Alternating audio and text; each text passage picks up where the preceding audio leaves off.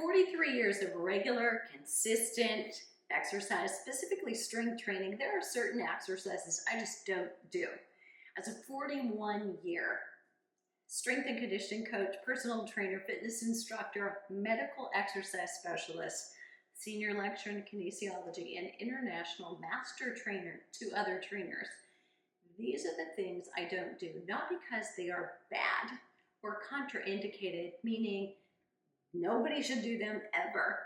There are no exercises that way, but I personally and professionally have seen too many injuries, too many consistencies with injury status in adults, specifically women over 40, that I no longer use them with clients and haven't for decades. It's not sudden, it's not recent because I turned 50 or because I turned 60, but I'll show you what I mean, and I'll show you what are substitutes. And if you should choose to do these exercises because they work for you, I will give you some tips and techniques that you may want to make sure that you're applying to what you do to remain safe. Here we go.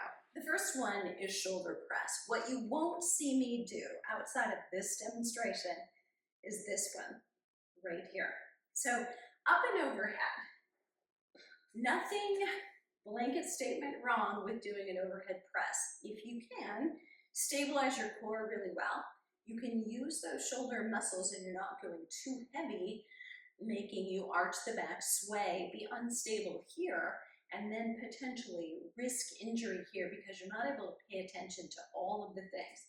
So what I want you to know is err on the conservative side, always go light, but you'll never see me do a shoulder press out here because of what occurs to the shoulder joint. This is a ball and socket joint, meaning we have a lot of things that we can do. We can do flexion and extension. We can go all the way up, actually. We can do horizontal abduction or adduction. We can rotate inward and outward here, and we can do multiple things of that at once. That also means there's a lot that could go wrong. So we don't want shoulder injuries. Generally, shoulders and knees are the first two joints that someone may, as they age, begin to complain about because we're a little bit less vulnerable and we've had more wear and tear, we've had more exposure, and when we are not quite paying attention and haven't been playing sports regularly or strength training regularly, they're what may become injured. So doing it consistently is going to be on your side. But you won't see me do them out here because of the way the shoulder is built. It is almost that you've got a little cuff here and we run into ourselves. So I want you to try this here. No weight in your arms. And then I want you to do this. So take this 90-degree angle is what we've got right here. When you see an L, I want you to just move that out front. Now I want you to raise your arms up from that position. And then try it again. Just compare. Do you feel how this is a little sticky? And when you move it inside, it becomes much more protected and goes much more smoothly. Now between your left and your right, you will probably notice one of these is easier. The other one might be a little more sticky. A lot of times that is a dominant and a non-dominant arm, not quite as comfortable on the non-dominant, but for you it may not be the case. Maybe you've played years of golf, played years of pitching or one-sided racket sports, and you've had an injury to one side, and the other side may actually be your smoother side. Just know we're not completely symmetrical. What I want you to think about next is weight. Now, if you were going to do a chest press or you were going to pick something up to do bicep curls, think about the weight you would pick up. And the weight I have is none of your business, but realize you're probably going to be a little bit more aggressive. Think I can pick that up, not a problem. Think about your grocery bags. They may weigh 10 pounds, so your weight may also weigh 10 pounds. But as soon as we are going up and overhead with a very small joint, not holding it close to our bodies, we become much more vulnerable, and then our core has to stabilize more, otherwise we'll be arching our back. Go lighter to start. So I'm going to start with half as much weight than I just had, and I'm going to bring them in here, and I'm going to take one at a time up and overhead. Now, Here's how you can make this easy. If you're an experienced, consistently exercising and strength training woman, you can probably do this standing because you have a great awareness of your body. Here's what you're considering. I'm going to be careful using the furniture here. But you're going to make sure your knees are unlocked. They're not standing like this, because if those knees are straight or hyperextended, you're putting pressure on your lower back. What I want you to do instead is get a bonus. So bend your knees slightly. You're going to be much more aware of your pelvis, and that means your core is on. It's engaged. It's a good thing. And then you're just keeping the shoulder blades even. So when I bring my arms up, I'm going to take them here and have no motion going on through my lower back. If you get sloppy and tired, you may tend to arch the back, and that is your signal to stop. If you're a beginner, you're just getting started, it would be much more wise for you to sit down on a bench or a chair and stabilize so you don't have to think about the joints down here in your lower body. You will just be naturally sitting down, nice and tall through the spine, without more to worry about. So if you're experienced and you take a friend or a sister or a younger person to the gym and you're helping them get started, good on you, because we need more of that happening, but allow them to sit, suggest that they do it, even if you're standing, so that they have good form and they're more likely to be able to focus on the joints that they need to keep safe here and not be distracted by everything else going on. So, seated, safer. Standing is next, but with good form. Here's the other way to make this safer. So I can take both weights in my hands. I've already made them lighter, but I can go alternating instead of two arms. If I go with two, I'm much more tempted to arch the back. So realize just one at a time and alternating, or even one at a time and all on one side is probably a better choice than both at the same time. But here's what I like to do, and that is put one down.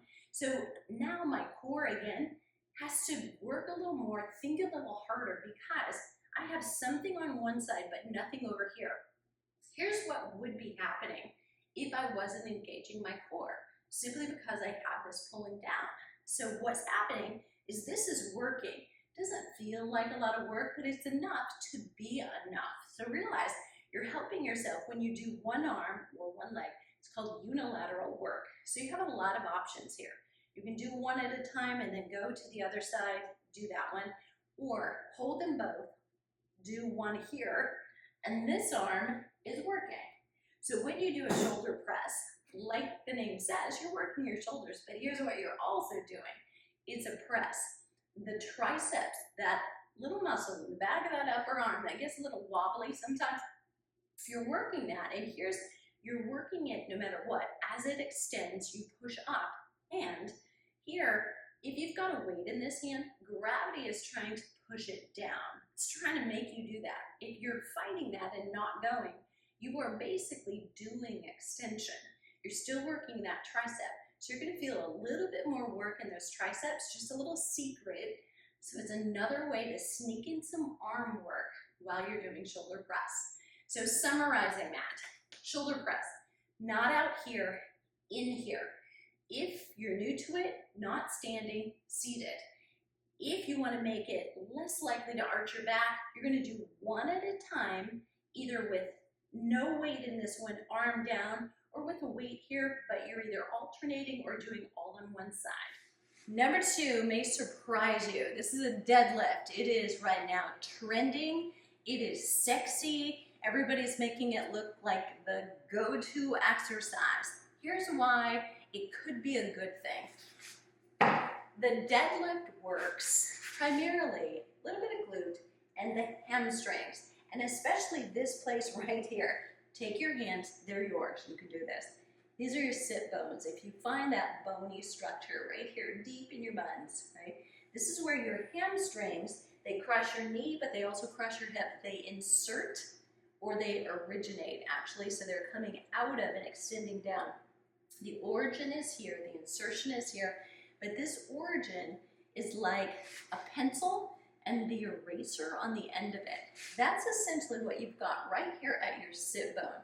When you feel that sit bone, if it were fired up or inflamed, or you had pulled a high hamstring muscle, you'd be feeling that here. When you sat down, you'd be sore for a while. I know because I've experienced it, but so have a lot of my clients.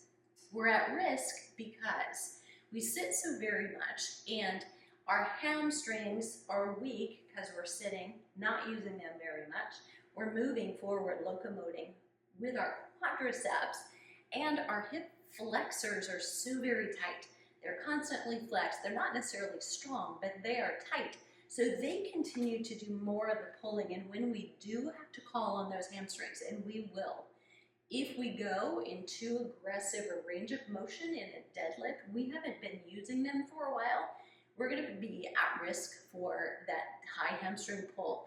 The other vulnerable piece in a deadlift is your lower back. So if you don't have a great awareness of what it means to hinge at your hip as opposed to round it down, where I just softened my lower back, this is not good form.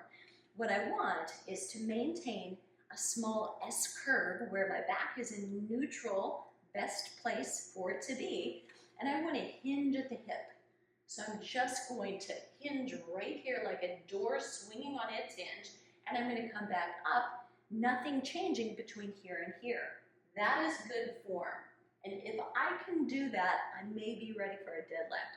But a lot of us, when we're not used to strength training, or not used to doing a deadlift, we start too heavy, and we are also aggressive. Yes, I mean you. Here's what I mean.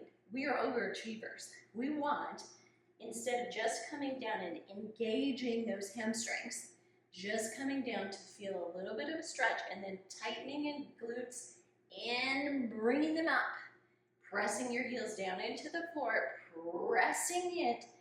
Here's what we do. If a little is good, more must be better. We often think that we should go fully all the way down, and then we'll get a better hamstring stretch, and that would be so much better, and it's wrong, okay? So don't do that. Once you do it with good form, and you can feel the muscles engage with no weight, now it's your business to try it with weight. So weight on my heels, I'm going to maintain my back, hinge on my hips.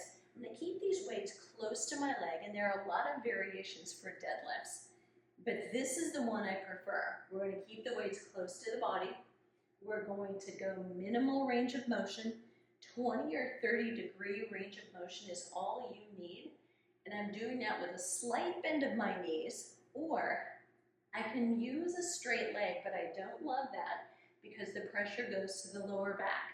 So if you have trouble with your lower back, degeneration or a lumbar problem, or you've had a high hamstring pull or do a lot of sitting, deadlift would not be the first exercise I would do. I'll tell you when I do use them, and you may be shocked to know I've had an online membership and programs since 2013. I've been a trainer since 1984. I don't use deadlifts in any program except for this way. I do one-legged deadlifts, really light with weight.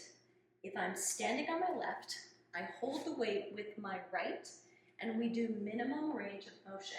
We're just doing a little balance work, and we are engaging this deep insertion origin area right here and getting balance and focus and firing this up so we'll be safer in squats and lunges and bridges and every other thing that we do, but we're not doing full range of motion, and I'm not loading both arms. So just so that you know, personally, I'm an 8-time Ironman triathlon athlete.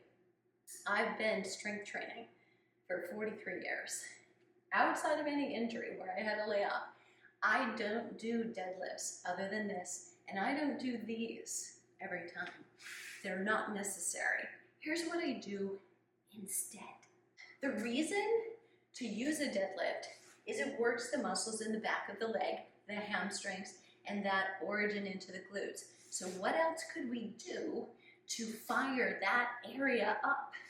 I'm going to focus on those. Hamstring curls on a ball, bridges using the ball. You could do hamstring curls on a machine if you wanted to. Lying or seated at the gym would be okay.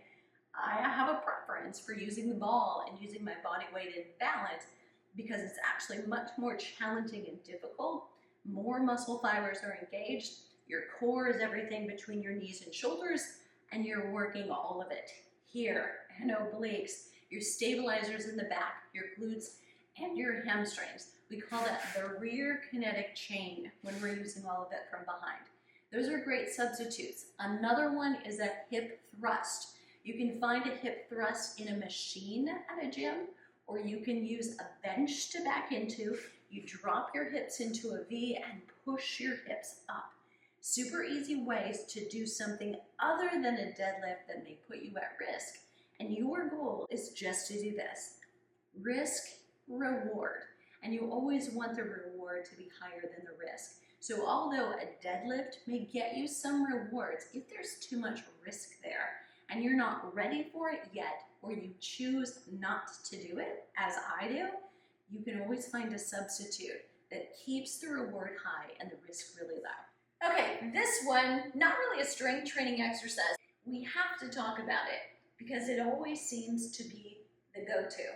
If I want to work on my core, what do? A lot of women have always resorted to sit-ups and crunches. I don't do them. I haven't done them since I taught at a university prior to about 2010 when I was in the gym teaching physical classes as a part of a lecture course that I taught. And here's why. Number one, when you come back, whether you're doing crunches here or you're doing full sit-ups, and you can see how long it's been since I've done that. I don't do that.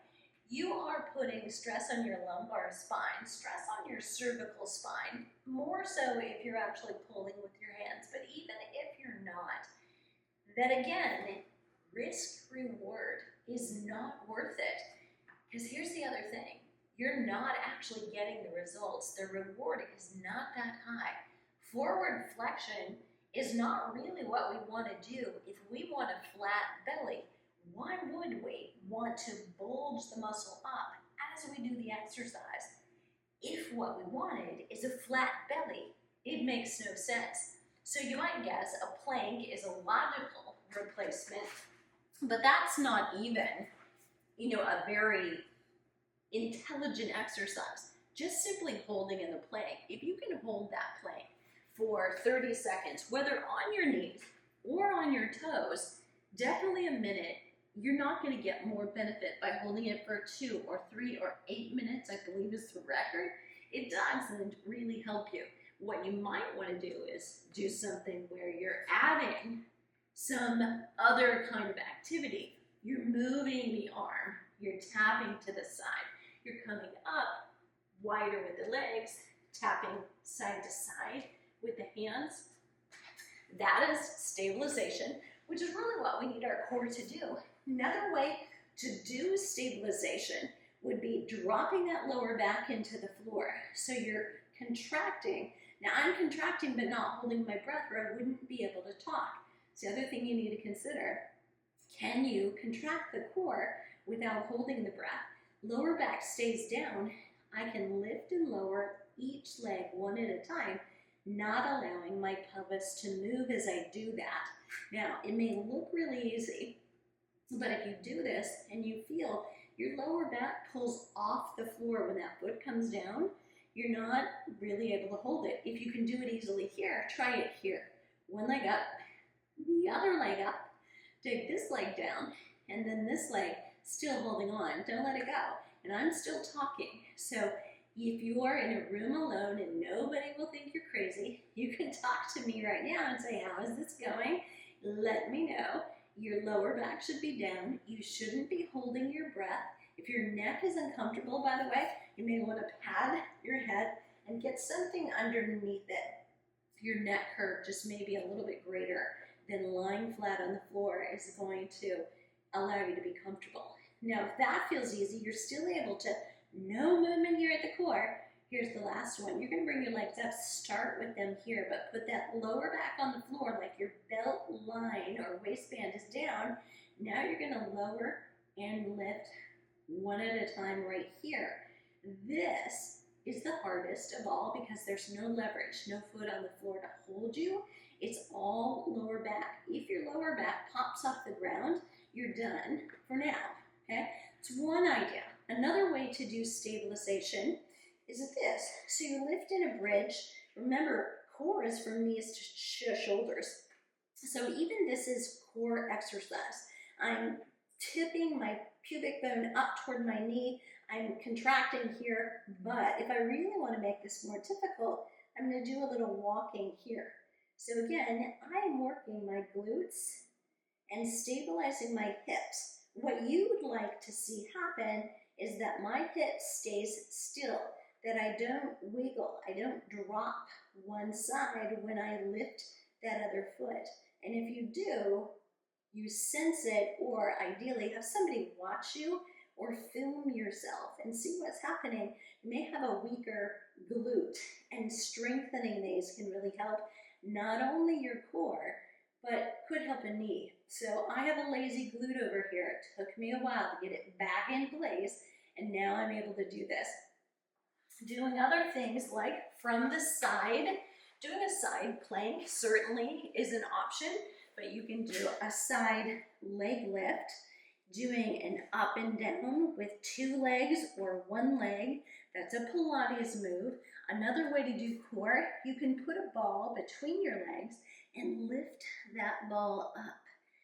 But all of those core options are ways that you can use your core wisely without compromising either your lumbar spine or your cervical spine. And as soon as you get on the floor, it is a free-for-all. You can also do standing or seated core.